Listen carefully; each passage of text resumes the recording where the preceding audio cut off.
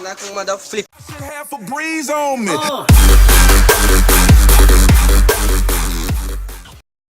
Vai!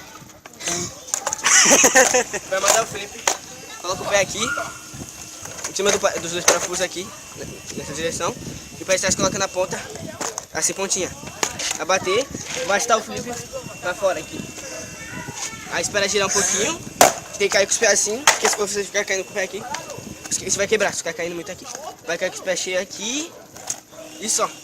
Andando é mais fácil de mandar. Eu me sinto bem melhor. Com a minha família, os irmãozinhos, eu fico bem melhor.